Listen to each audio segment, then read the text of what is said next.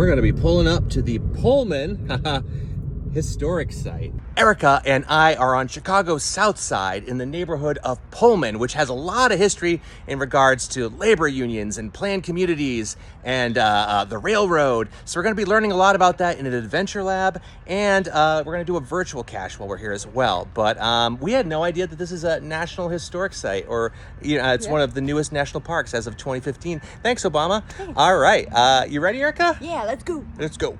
The first stage of this adventure lab takes me to the visitor center, which is in the old clock tower here.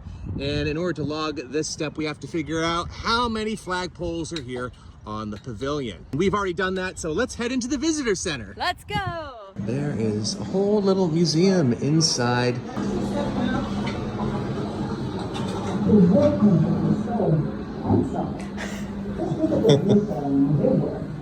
This whole museum area is pristine, which makes sense because it's less than 10 years old, but it was free to come in here. I highly recommend it because there's a lot of information. One of the things that makes the Pullman site significant is it was the first planned company town in the United States. So all the Pullman workers worked here, but they also lived here, and the entire site was designed, including a theater, including parks and things like that, by Pullman himself. So for this next stage, we have to say how many years both the working site and the residential aspect were both going on. We have found that answer. Where to next, Erica? Well, I don't know. For stage 3, it looks like we're gonna have to go around this construction here. I assume they're restoring some of these structures. This is pretty neat. You can see where the railroad used to run through there, and now it's got a garden there.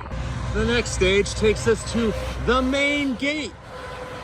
And we have to figure out what year archaeologists found where the original main gate was located, and a little clue, it was actually pretty recently, like I was living in Chicago when it happened. Me too.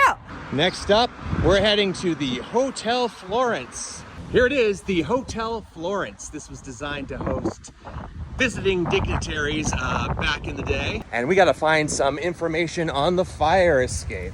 This place is kind of eerie. It's like a ghost town in the middle of a major city. This is why we do these adventures, because you often find things that you weren't expecting. Yeah, we didn't know this historic site was here at all, and it's a huge piece of American history. The next stage of this adventure lab is taking us to this workers' mural. We have to find the 2-digit number that's in the bottom right-hand corner of this mural. Oh, good. All right, let's go. Next, we're heading to the former site of the livery stables and firehouse. We have to figure out what animal's head flanks the entrance here. I don't know what animal that is. I'm gonna have to look it up. The next stage of this lab takes us to the Greenstone Church. This was another structure designed by Pullman, and it was a Unitarian church because even though the workers were of different faiths and denominations, he required that they all worship within this one church, which is one of the reasons people called him a paternalist. He liked to control people's lives. We have to determine how many entrances there are on this side of the church. Think we got it. This next stage takes us to Market Hall Square, where there was a lot of shopping and meetings that took place during the day. This structure was built just in time for the 1893 Chicago Columbian Exposition. The second to last stage of this adventure lab takes us to this plaque, which talks about invention and innovation. And we have to find a 4-digit number right here on this post.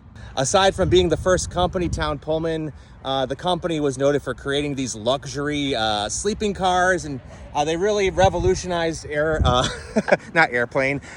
railroad travel, because before that it was very uncomfortable and dirty, and they kind of made it a luxury experience, and it became very popular in part due to the Pullman company. Do you concur? Yes. Of course, it wasn't all sunshine and roses here. In 1894, this was the site of a major strike by the workers and also a boycott of the Pullman cars, all of which was pretty peaceful until the federal government sent the military to put it all down. Not that we can relate to that in any of today's news. All right, now we gotta get in the car to get to the last stage of this adventure lab. Let's go. Let's go. We're pulling up to the Pullman Porter Museum. The porters were an important part, a lot of piece of the Pullman company. He hired exclusively African Americans to be porters, and of course there was a lot of racism, and they were not paid as well as the white workers. but they did travel around the country and spread a lot of information in the Black community. And to log that last stage, we just had to make an observation about the mural we just drove by.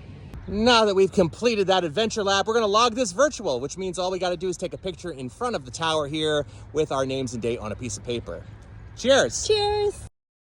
You know, Bryce, I really like adventure labs. Why's that? Because, you know, you can get information and then also not have to get your hands dirty by digging through holes or spiders or, you know, any number of orifices in the real world. She's got a point.